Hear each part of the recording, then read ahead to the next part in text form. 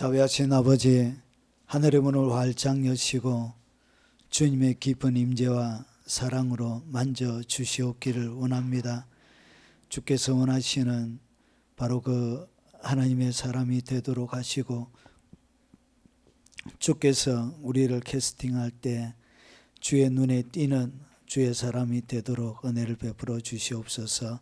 예수님 이름으로 기도합나이다. 아멘.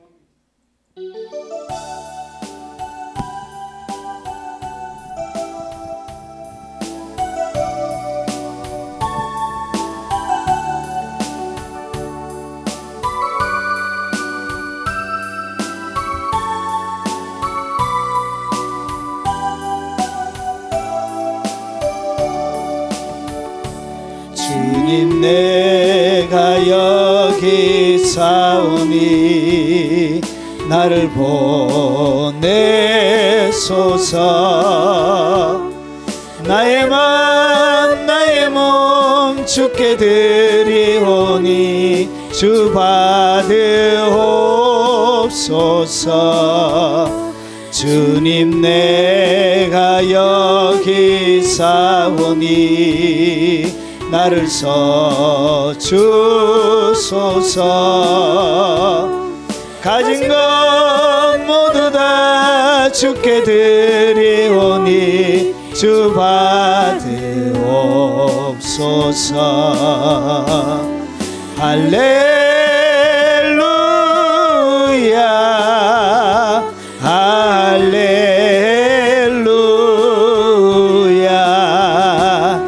할렐루야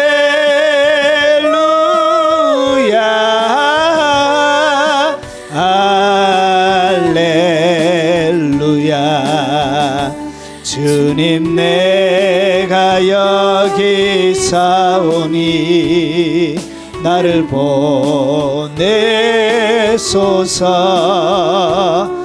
나의 맘 나의 몸 주께 드리오니 주 받으옵소서.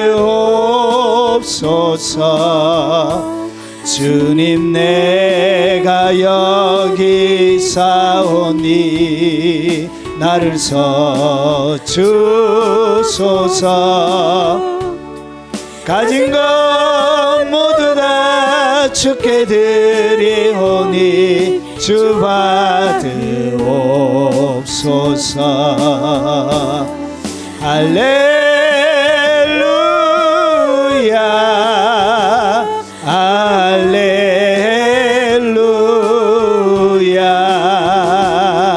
할렐루야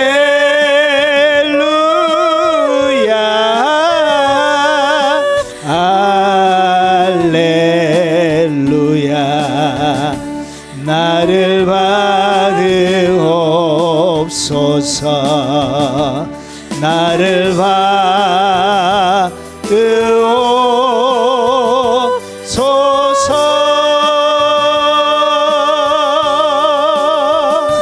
주님, 내가 여기 사오니 나를 보내소서. 나의 맘 나의 몸 주께 드리오니 주 받으옵소서. 주님, 내가 여기 사오니 나를 써주소서. 가진 것 모두 다 주께 드리오니 주 받으옵소서. 할렐루야 할렐루야 할렐루야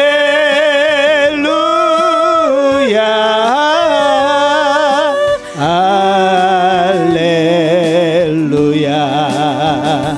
주님, 내가 여기 사오니 나를 보내소서.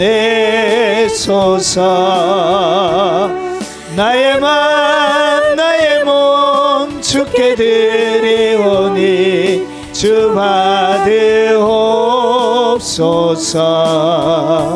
주님 내가 여기 사오니 나를 써주소서. 가진 것 모두 다 주께 드리오니 주 받으옵소서. 할렐루야 할렐루야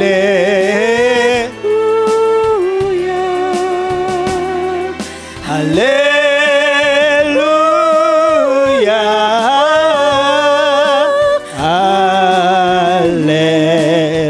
할렐루야. 나를 받으옵소서. 나를 받으옵소서.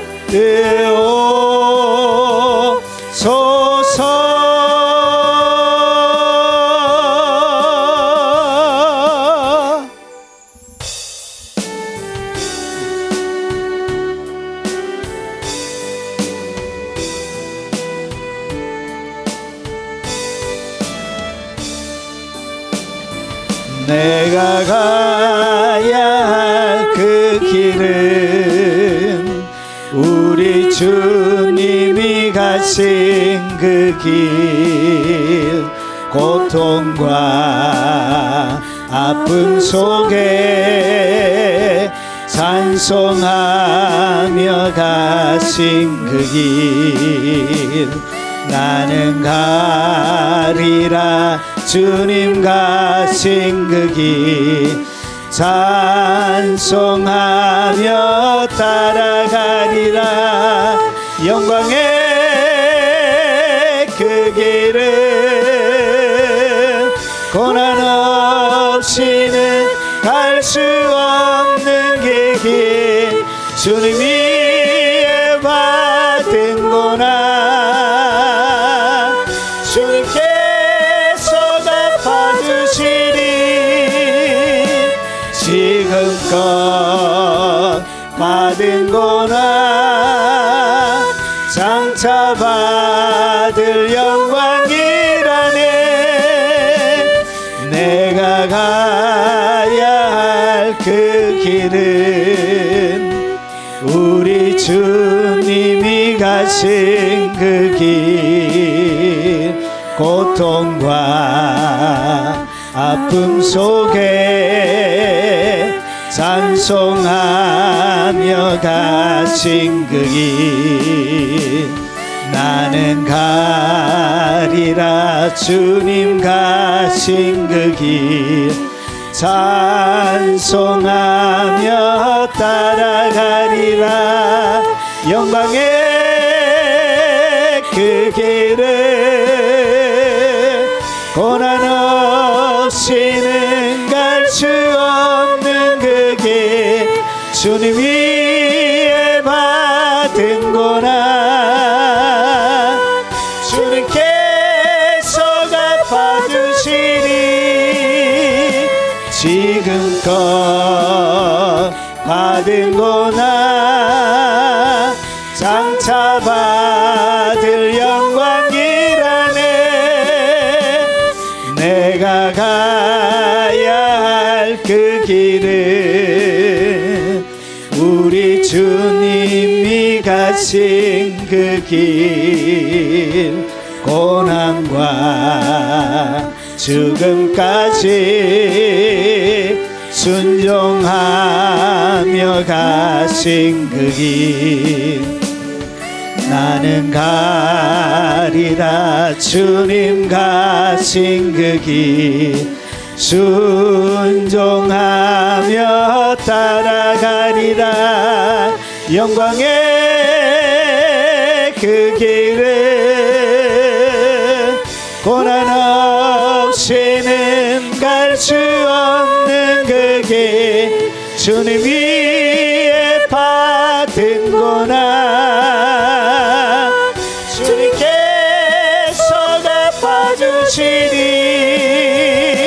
지금껏 받은 고난 장차 장차 받을 영광이라네. 내가 가야 할 그 길은 우리 주님이 가신 그 길, 고난과 죽음까지 순종하며 가신 그 길, 나는 가리라. 주님 가신 그 길 순종하며 따라가리라. 영광의 그 길은 고난 없이는 갈 수 없는 그 길, 주님 위에 받은 고난 주님께서 갚아주시니, 지금껏 받은 고난 장차 받을 영광이라네. 내가 가야 할 그 길은 우리 주님이 가신 그 길, 전국에 복음 들고 충성하며 가신 그 길, 나는 가리라. 주님 가신 그 길 전도하며 알아가리라. 영광의 그 길은 고난 없이는 갈 수 없는 그 길, 주님 위에 받은 고난 주님께서 갚아주시니, 지금껏 받은 고난 장차 받을 영광이라네.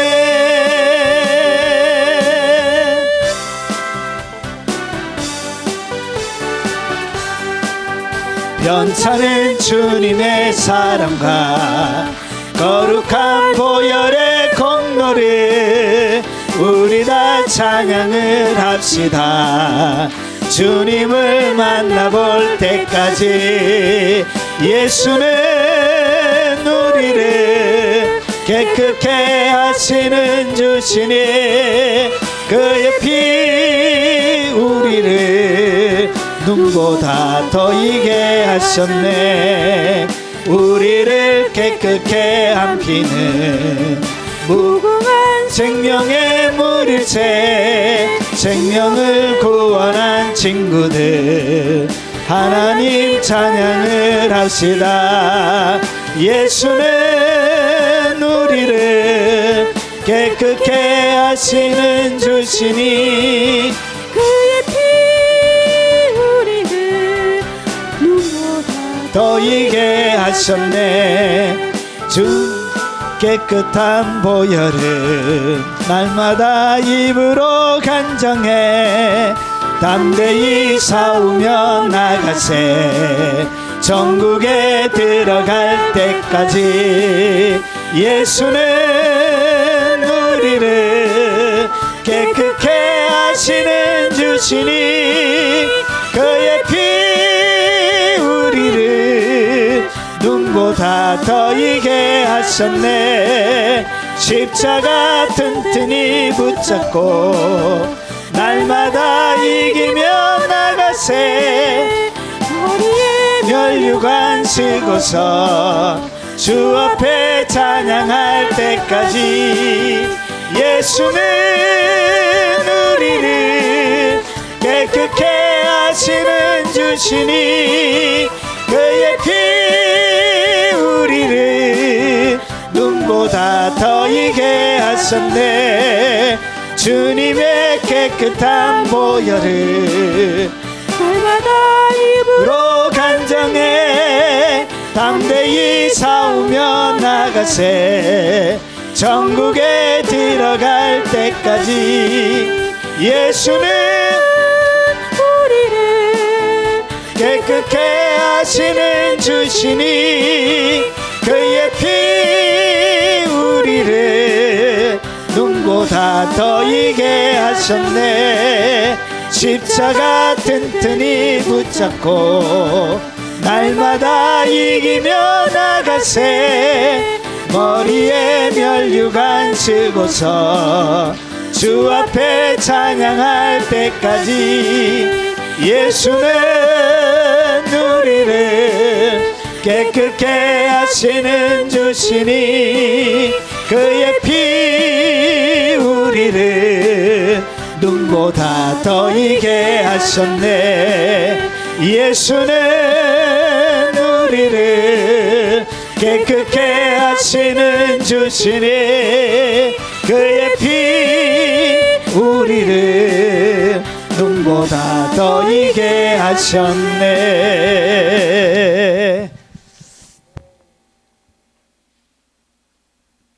하나님의 말씀을 살펴보도록 하겠습니다. 하나님의 말씀의 제목은 위대한 캐스팅입니다.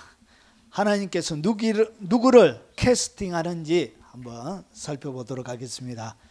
자, 부제로는 예수께서 인정하시는 참 제자들의 특징, 그러니까 캐스팅을 당하려고 하면 참 제자의 특징이 있어야 되는 것입니다.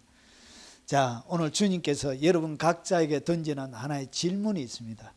예수께서 12제자에게 이르시되 너희도 가려느냐?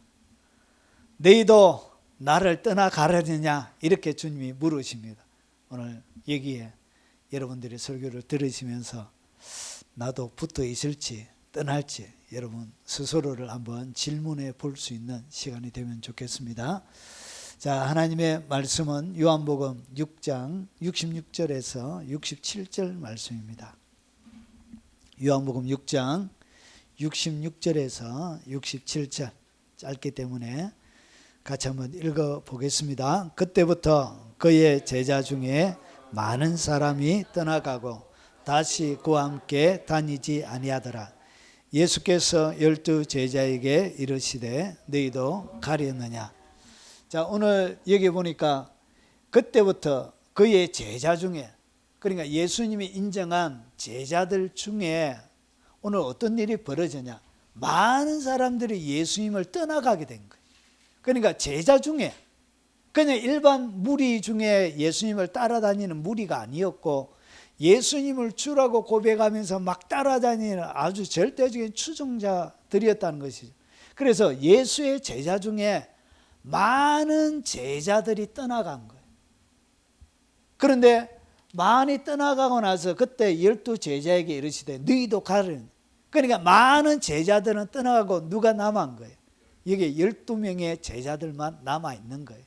그리고 이름하지 않는 몇몇의 여자들.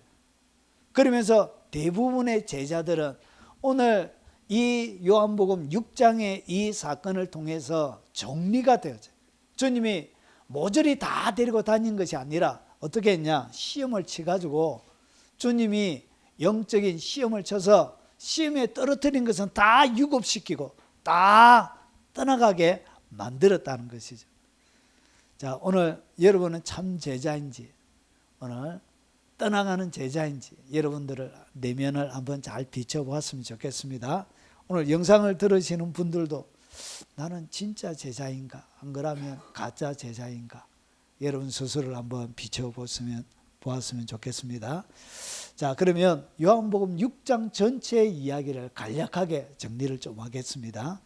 요한복음 6장에 기록된 이야기가 뭐냐? 크게 세 가지의 이야기가 기록되어져 있습니다. 첫 번째 이야기는 요한복음 6장 1절부터 15절까지는 여러분이 잘 아시는 오병이어의 기적이 있습니다. 그러니까 물고기 2마리 버릇떡 5개로 5,000명을 먹이고 나서 12바구니 거두는 기적적인 이야기가 오늘 6장의 초반부에 이렇게 나옵니다.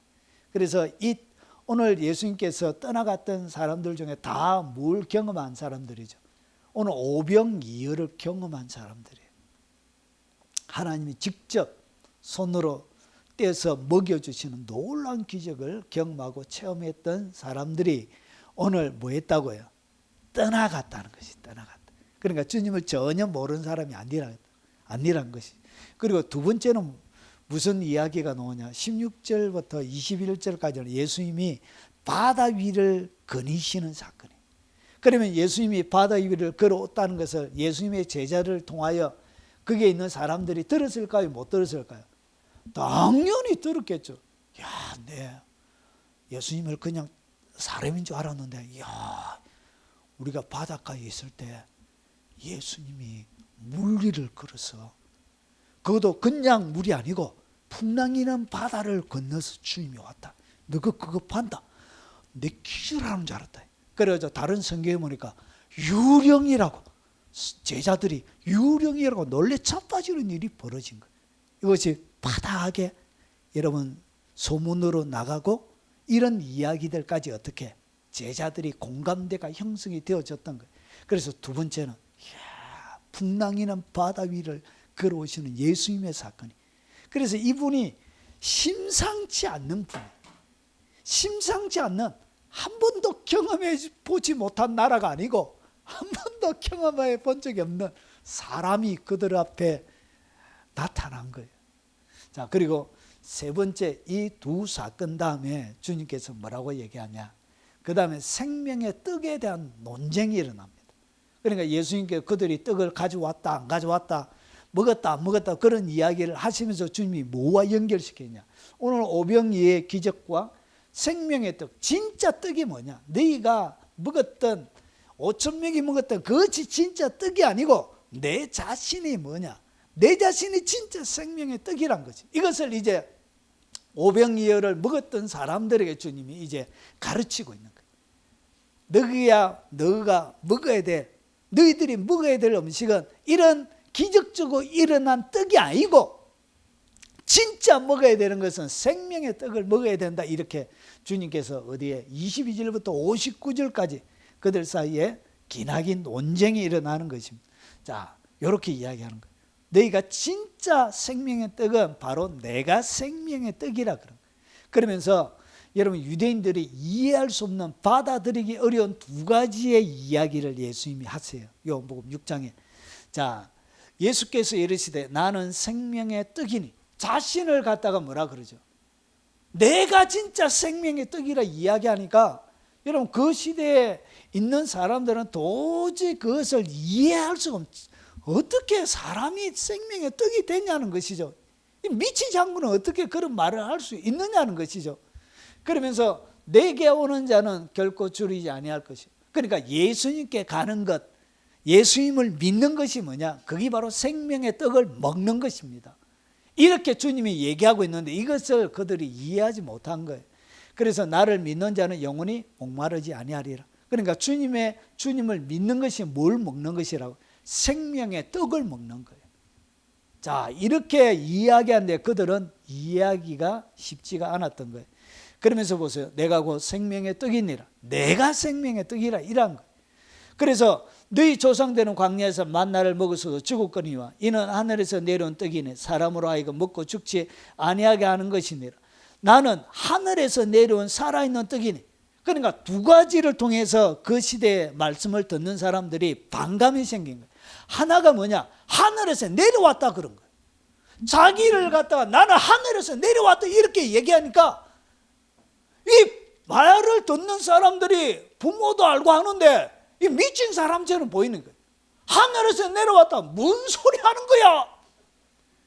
자기를 떡이라니까 죄송해 뭔 개소리야 이렇게 하는 거예요. 그러니까 이것을 사람들이 뭐하지 못했다. 이 두 가지를 받아들이기가 쉽지 않았다. 예수님을 따라다니는 수많은 사람들이 예수님이 하늘로부터 왔다, 예수님이 생명의 떡이라는 이 이야기를 받아들일 수가 없는 거예요. 자, 그래서 사람이 이 떡을 먹으면 영생하리라. 내가 줄 떡은 곧 세상의 생명을 위한 내 살이니라. 그러니까 떡이 뭐라고요? 자신의 살이래요. 살. 식인종도 아니고 도대체 이게 백청도 아니고 그러면 자기의 살을 떼서 먹인다는 얘기인가? 도무지 그들이 받아들이기가 쉽지 않았던 거예요. 그래서 오늘 여기에 보면 자, 생명의 떡이라는 말을 들었을 때 사람들의 반응이 이렇게 나옵니다. 한번 보십시오. 내가 하늘에서 내려온 것은 하늘에서 내려왔다. 여러분, 이것은 도저히 받아들일 수가 없었던 거예요. 그래서 자, 내 뜻을 행하려 함이 아니요 나를 보내신 이의 뜻을 행하려 함이니라. 자기가 하늘에서 내려온 떡이라 하심으로 유대인들이 예수에 대하여 수군거려. 그러니까 유대인들뿐만 아니라 예수님을 따라다니는 제자들 속에서도 뭐가 일어나냐? 자기가 하늘에서 내려왔다니까 어떻게 하냐? 이러되 이는 요셉의 아들 예수가 아니냐? 그러니까 요셉의 아들인데 어떻게 태어난 것이 이제 하늘에서 내려왔다고 이렇게 거짓말하느냐? 그래서 백성들이 듣기에는 예수님의 제자들도 옆에서 듣기에는 예수님이 뭐 하는 것처럼 보였냐? 거짓말하는 것처럼 보여. 이거 거짓말이잖아요. 그가 마리아의 몸에서 태어나고 자기 아버지가 오늘 요셉이라는 것을 다 알고 있는데 하늘에서 내려왔다니까 이것은 거짓말이죠, 거짓말. 그래서 그 부모를 우리가 아는데 자기가 지금 어찌하여 하늘에서 내려왔다 하느냐 이렇게 해서 예수님을 어떻게 했냐? 받아들일 수가 없었던 거예요. 예수님의 이야기를 진실로 나의 것으로 삼기가 어려웠던 거예요. 자, 그래서 나는 하늘에서 내려온 한 번만 이야기하면 괜찮은데 계속 얘기해, 계속.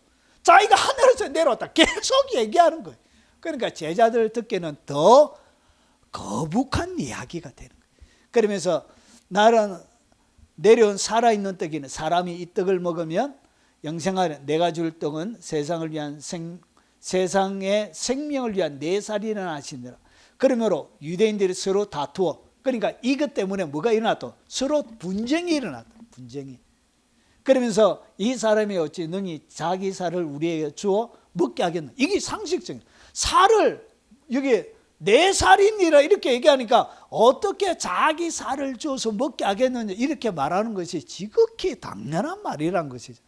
그래서 일반적인 상식의 차원에서는 예수님을 그의 진짜 스승으로 받아들이기가 쉽지 않는 그런 내용을 담고 있는 거예요. 요한복음 6장에 보니까 그래서 제자 중 여럿이 듣고 말하되 이 말씀은 어렵도다. 누가 들을 수 있느냐. 그러니까 제자들이 듣고 있으니까 하늘에서 내려왔다 하지를 자기 주인 선생님이 자기의 살을 주어서 그리고 내 피는 참된 음료로라 그런 피를 빼가지고 미긴다는 이야기인가 하여튼 기상천외한 이런 이야기를 하니까 도저히 너가 선생 미친 사람이다 이렇게 이야기하는 따라다닐 수가 없었던 거예요. 그래서 어떻게 했냐? 예수께서 스스로 제자들에게 이 말씀에 대하여 수군거린 줄을 아시고 그러니까 제자들 사이에 뭐가 일어났다고요?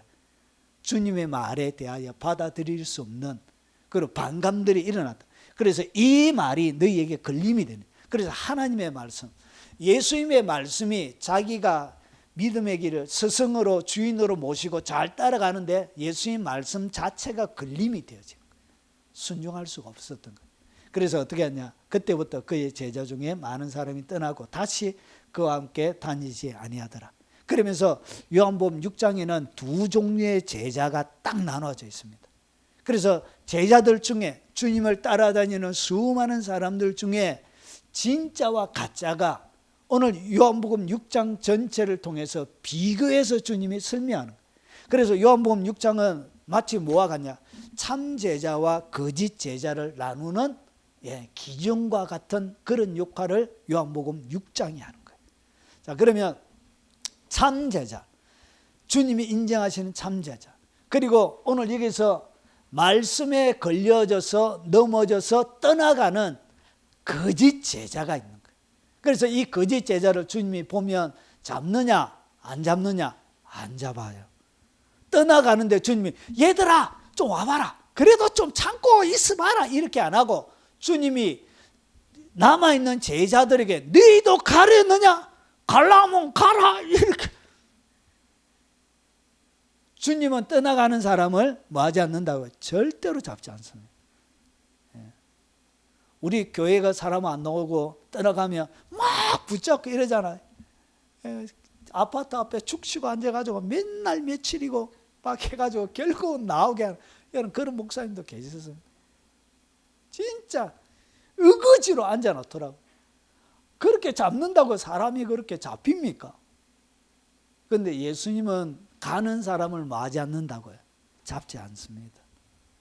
자기의 자의를 통해서 선택해서 가는 어떠한 것도 주님은 절대로 안 잡습니다. 그래서 주님이 냉정하고 때로는 참 무섭습니다.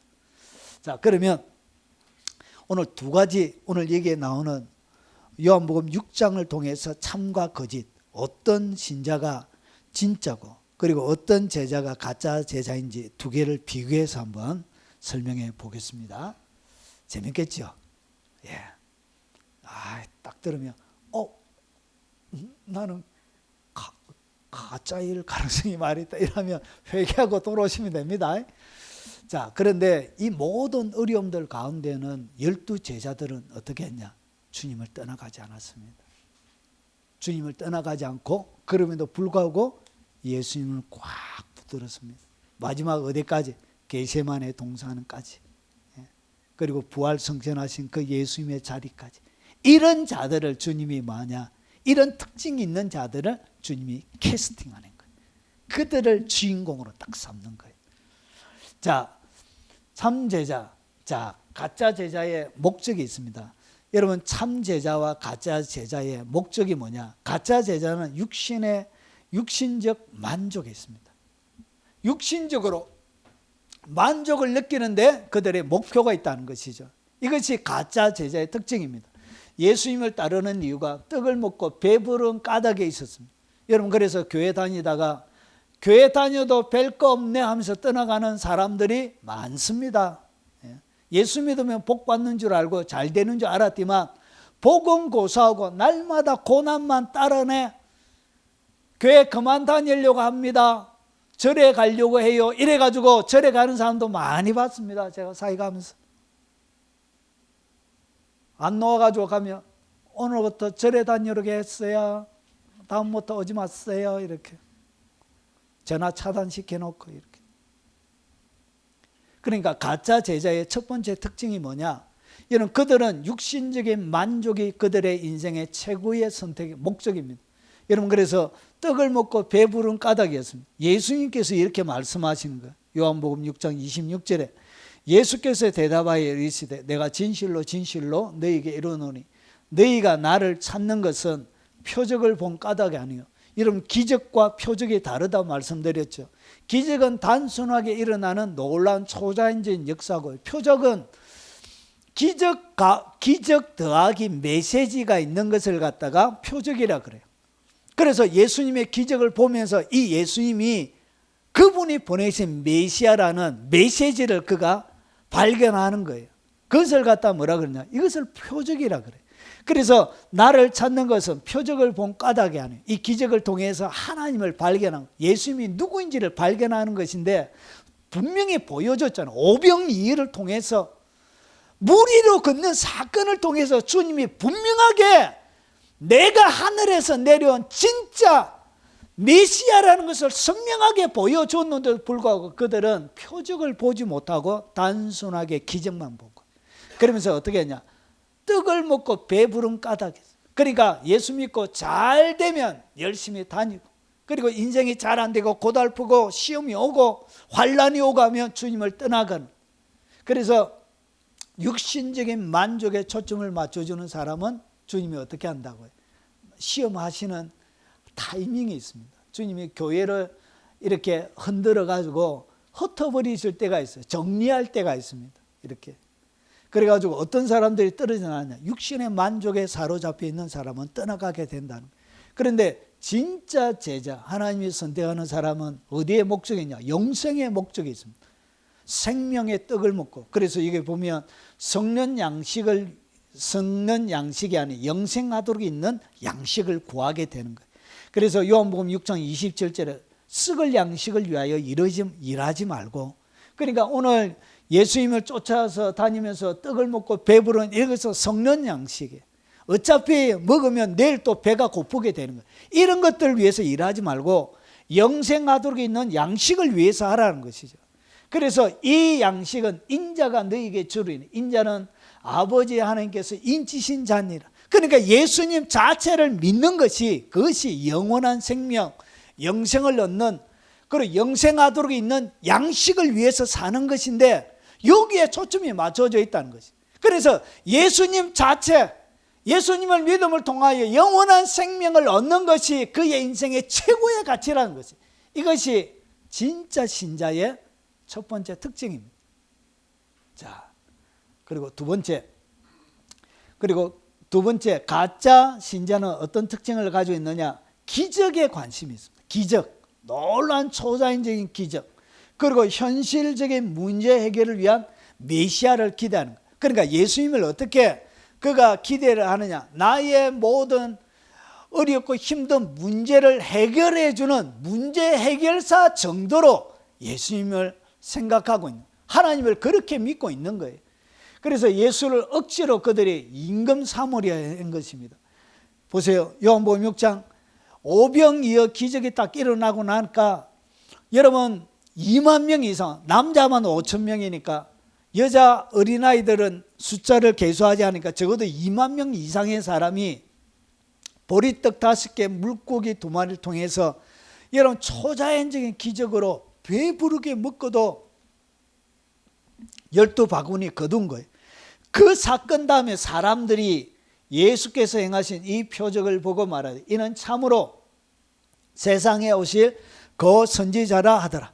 이게 바로 하나님 보내실 선지자라 이야기하고 나서 그러므로 예수께서 그들이 와서 자기를 억지로 붙들어 임금 삼으려는 줄을 알시고 다시 혼자 산으로 떠나가시니.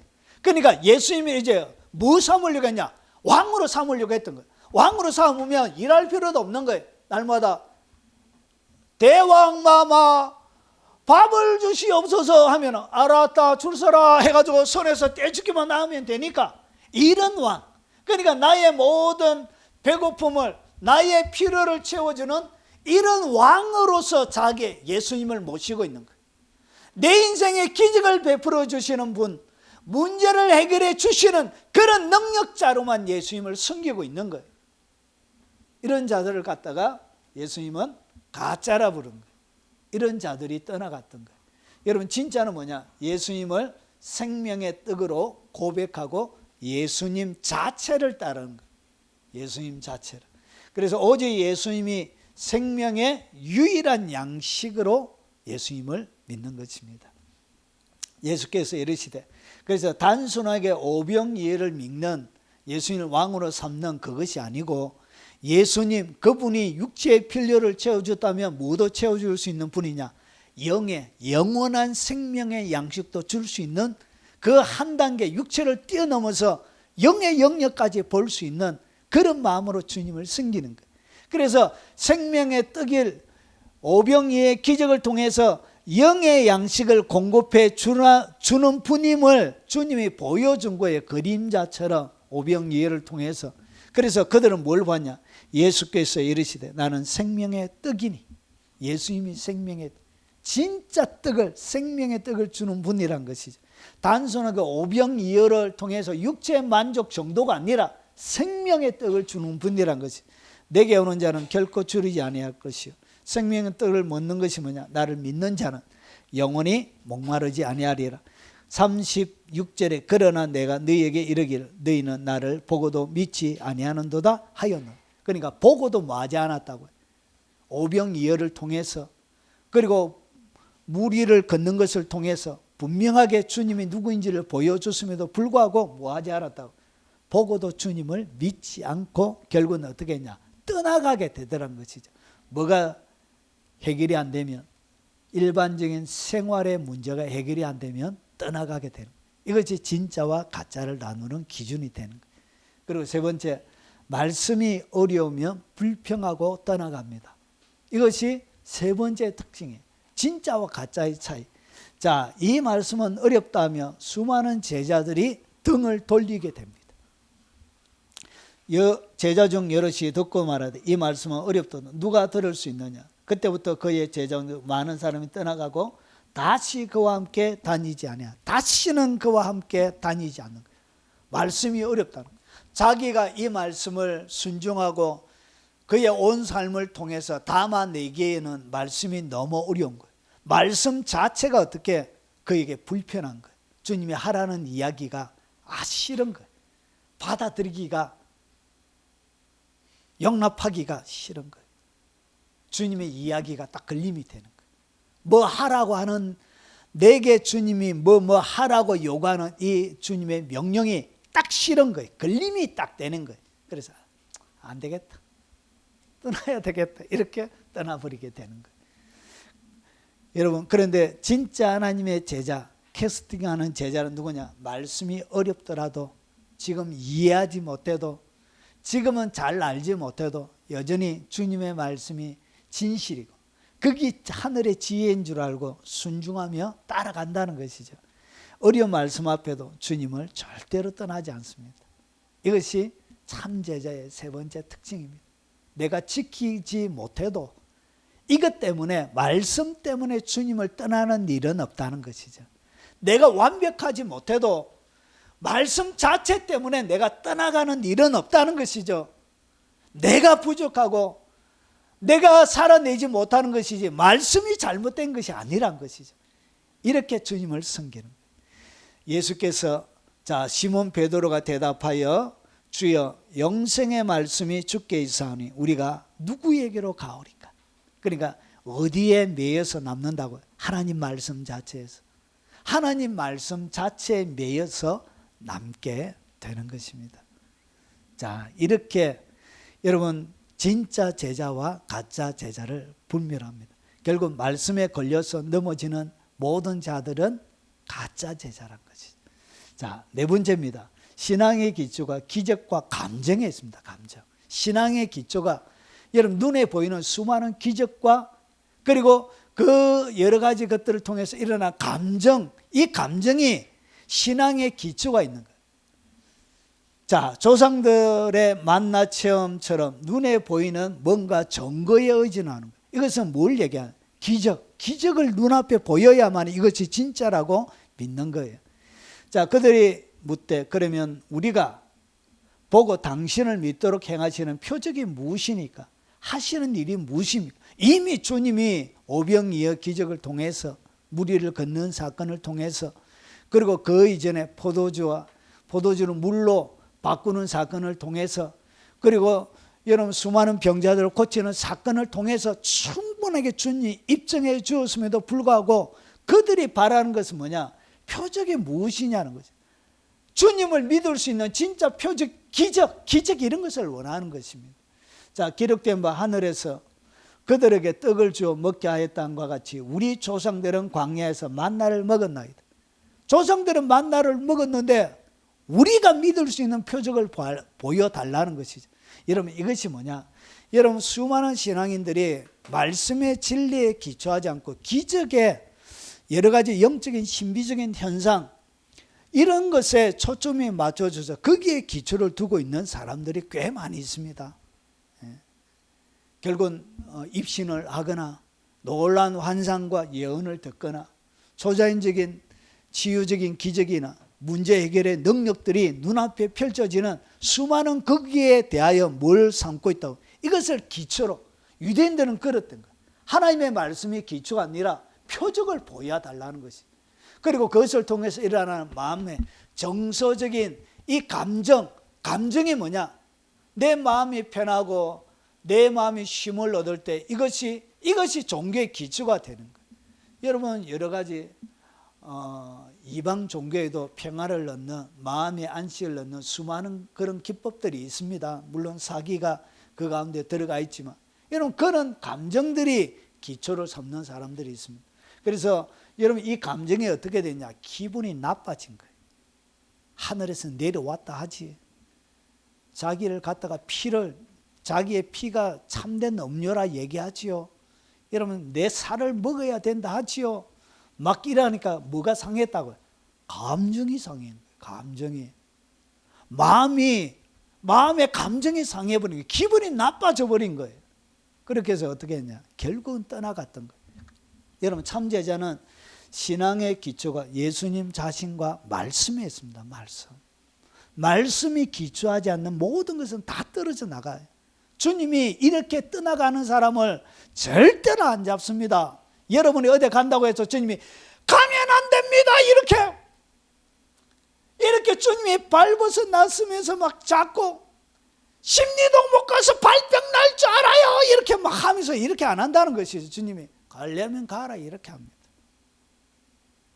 여러분 아리랑처럼 주님은 그렇게 노래 부르지 않습니다. 가리랑처럼 잘 가 이렇게 하십니다. 자, 그래서 여러분 외적인 기준이 아닌 주님 말씀 자체를 따라야 돼요. 여러분 마지막 때는 요한계시록 13장에 보면 하늘에서 적그리스도가 무엇을 기적과 표적을 행하는데 하늘에서 불까지 떨어지게 만들어요. 그래서 기적을 따라가면 큰일 나게 됩니다. 이런 감정으로 예수님을 믿으면 안 돼요. 여러분 언제든지 무엇을 기준으로 믿어야 되냐? 예수님 자체와 그분의 말씀을 따라가야 돼요. 말씀과 틀린 모든 것이 기적이 일어나고 놀란 일이 일어나도 그것은 다 틀린 것입니다. 이렇게 마지막 때는 신앙을 믿어야 되는 것입니다. 여러분 진실로 진실로 너에게 이르노니 믿는 자는 영생을 가졌나. 뭐하는 자? 예수님을 믿는 것이 영생을 얻는 것이고 생명의 양식을 먹는 것입니다. 결국은 내가 곧 생명의 떡이니라. 어떻게 생명의 떡을 먹느냐? 믿는 자는 영생을 생명의 떡을 먹어서 영생을 가졌다라고 이렇게 가르치고 있는 거예요. 여러분 이 예수님 자체를 따라가게 된다는 것이죠. 그리고 그분의 말씀 자체에 집중하게 되는 것입니다. 이것이 참 제자와 가짜 제자의 특징입니다. 그리고 다섯 번째, 예수님의 실체를 표면적으로만 합니다. 가짜 제자는 그냥 겉으로만 알아요. 그분은 요셉의 아들만 이해했던 거예요. 하늘로 내려온 분이라고 이해하지 못했습니다. 그래서 이르되 이는 요셉의 아들 예수가 아니냐. 그 부모를 우리가 아는데 자기가 어찌하여 하늘에서 내려왔다 하느냐. 결국은 예수님을 어떻게 표면적으로만 믿는 것입니다. 그리고 예수님을 하나님의 거룩한 자로 인식합니다. 예수님을 진짜 따르는 진짜는 예수님을 누구로? 하늘로 내려온 자라. 유일하게 하늘로 내려오신 그분, 하늘로 내려오는 길을 알기 때문에 하늘로 올라가는 길도 유일하게 알고 계신 그분, 그래서 그분이 내가 곧 길이요 진리요 생명이라 얘기하셨던 바로 그분을 그렇게 믿는 것입니다. 예수님이 하늘에서 오신 분임을 믿습니다. 예수님은 누구로? 창조주로 믿는 것입니다. 우리가 주는 하나님의 거룩하신 자인 줄을 믿고 알아섭나이다. 누가 얘기하죠? 참 제자 베드로가, 주는 많은 사람들은 예수님의 말이 걸림이 돼가지고 떠나가는데 진짜 제자, 진짜 예수님을 알았던 이 베드로는 뭐라 그러냐? 우리가 주는 하나님의 거룩하신 자, 바로 주님이 보내려고 했던 바로 그분이라는 것을 어떻게 그들이 믿었다는 것입니다. 믿는다. 이게 진짜 제자라. 그리고 알았다는 것이. 그래서 표면적으로 아는 분이 아니라는 거예요. 그리고 마지막입니다. 자, 진짜와 가짜의 차이는 뭐냐? 상황이 맞지 않으면 쉽게 떠나갑니다. 그러니까 상황과 안 맞으면 그냥 떠나가요. 이게 특징이에요. 많은 제자들이 말씀에 걸려 넘어져 떠나갑니다. 제자 중에 많은 사람이 떠나가고 다시 그와 함께 다니지 아니하더라. 여러분 진짜는 끝까지 주님께 붙어 있습니다. 이것이 진짜와 가짜의 차이입니다. 자, 떠나지 않고 말씀 속에 딱 머물러 있습니다. 이것이 뭐냐? 예수님이 캐스팅하는 사람들이에요. 이것이 하늘이 부르는 사람이에요. 이것이 하늘이 선택하는 사람이에요. 베드로가 대답하되 주여 영생의 말씀이 주께 있사오니 우리가 누구에게로 가오리까? 다른 데 갈 수 있는 분이 없다는 것이죠. 이렇게 주님을 그 영생의 말씀에 초점이 맞춰져서 따라가는 자가 누구냐? 그게 참 제자라는 것이죠. 자, 정리해 보겠습니다. 가짜는 빼고 진짜만 얘기해 보겠습니다. 위대한 캐스팅, 주님이 선택하는 사람은 6가지의 특징을 가지고 있습니다. 첫 번째는 목적이 여러분 영생에 있습니다. 영생. 이 땅 가운데 문제 해결받고 잘 받는 것이 아니라 영원한 생명 얻는 것, 그리고 하나님의 뜻을 이루어 드리는데 그에 초점이 맞춰져 있습니다. 이런 자를 하나님이 위대한 캐스팅으로 선택합니다. 그리고 두 번째, 예수님을 생명의 떡으로 고백하고 그 예수님을 따르게 됩니다.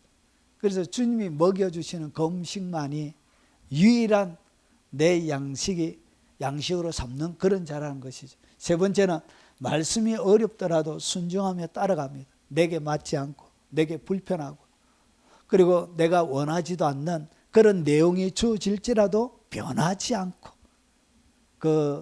따라가는 사람, 그리고 신앙의 기초가 기적이나 그리고 놀라운 사람의 감정이 아니라 예수님 자신과 말씀에 있습니다. 그리고 예수님을 하나님의 거룩하신 자로 인식합니다. 여섯 번째, 끝까지 주님께 붙어있는 이 자가 누구냐? 이 자가 바로 주님이 캐스팅하는 이 자가 참 제자입니다. 그리고 가짜 제자는 결국은 마지막 때 주님을 떠나갈 뿐만 아니라 주님이 중간정산합니다. 마치 코로나 때 주님이 대한민국 교회를 중간정산하셨죠. 그래가지고 여러분, 주님이 교회를 중간정산했는데 코로나 이후에 교회가 거의 많이, 보통 교회가 50% 정도 채워졌습니다. 그러니까 50%는 다 나가 떨어진 거예요. 다.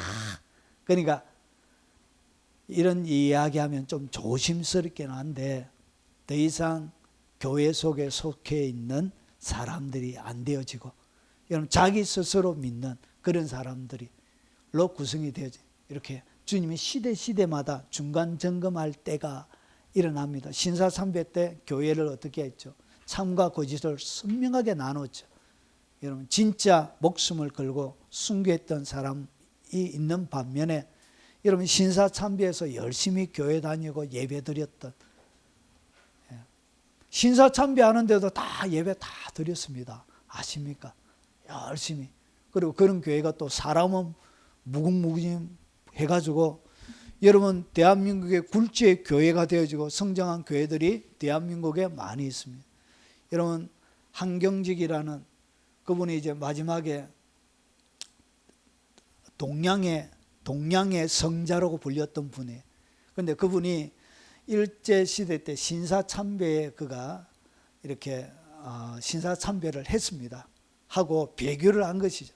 그런데 이제 그 교회가 대한민국 최고의 교회가 되어진 것이죠. 그래가지고 아시아의 가장 대리석으로 지은, 여러분 그 가면 교회가 어리어리해.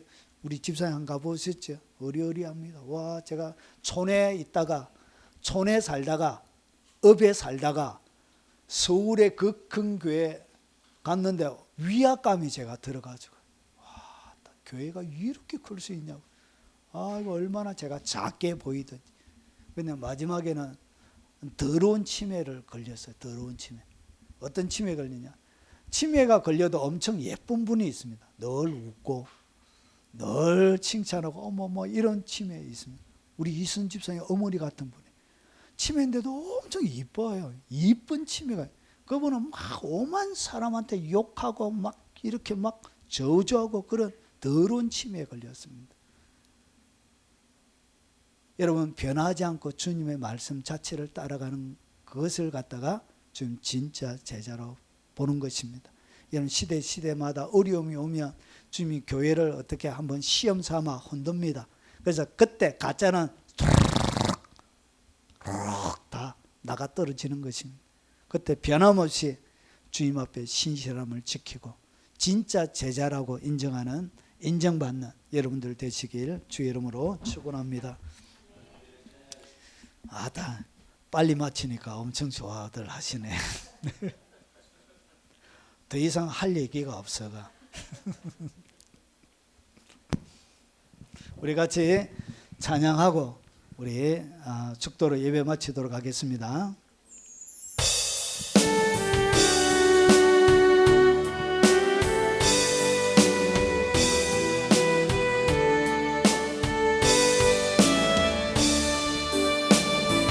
내가 가야 할 그 길은 우리 주님이 가신 그 길, 고통과 아픔 속에 찬송하며 가신 그 길, 나는 가리라 주님 가신 그 길, 찬송하며 따라가리라. 영광의 그 길은 고난 없이는 갈 수 없는 그 길 주님 위에 받은 거나 주님께서 갚아주시니 지금껏 받은 고난 장차 받을 영광이라네. 내가 가야 할 그 길은 우리 주님이 가신 그 길 고난과 죽음까지 순종하며 가신 그 길 나는 가리라 주님 가신 그 길 순종하며 따라가리라. 영광의 그 길을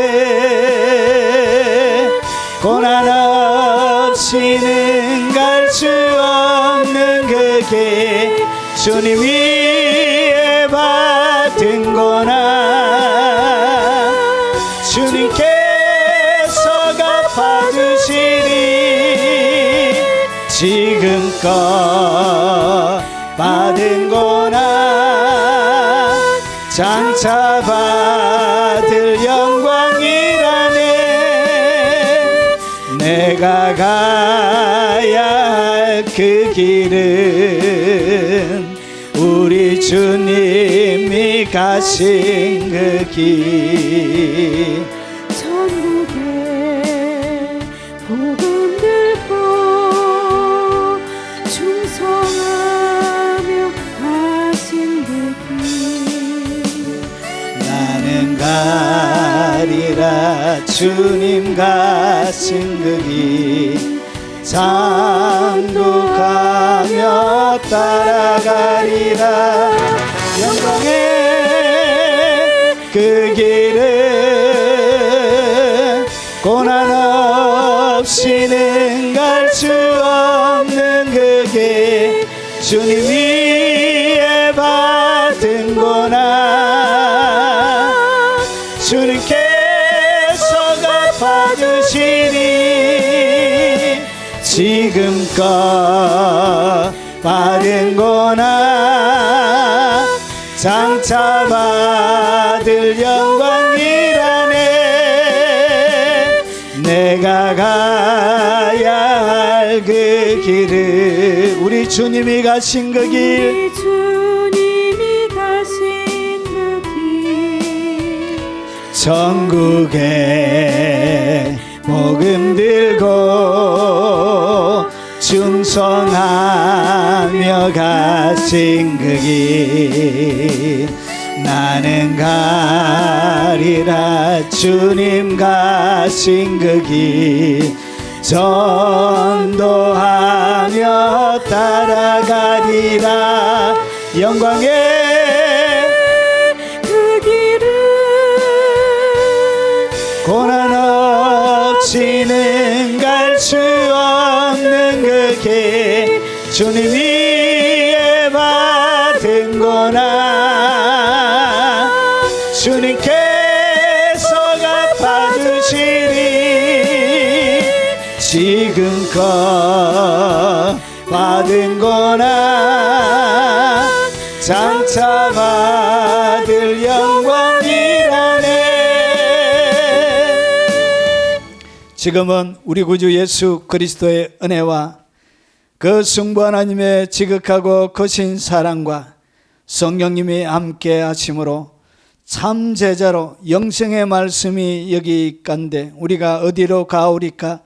라고 예수님의 질문 앞에 대답하며 그의 믿음을 죽는 그날까지 신실하게 증명하며 살아가길 원하는 이 자리에 참석한 모든 주의 백성들 머리 위에 그리고 연로하신 우리의 부모님들 머리 위에 영상으로 예배드리는 외국에 있는 선교사님들과 교포 성도들 위에 국내에 있는 주의 백성들 위에 그리고 이 영상으로 예배드리는 모든 하나님의 사람들 머리 위에 그리고 군대에 있는 우리의 자녀들 위에 하나님, 에녹이, 지훈이, 민석 위에, 그리고 전 세계 동역하는 동역자들과 그들이 섬기는 교회 위에 지금부터 영원무궁토록 함께 있을지어다. 아멘. 오늘 들은 말씀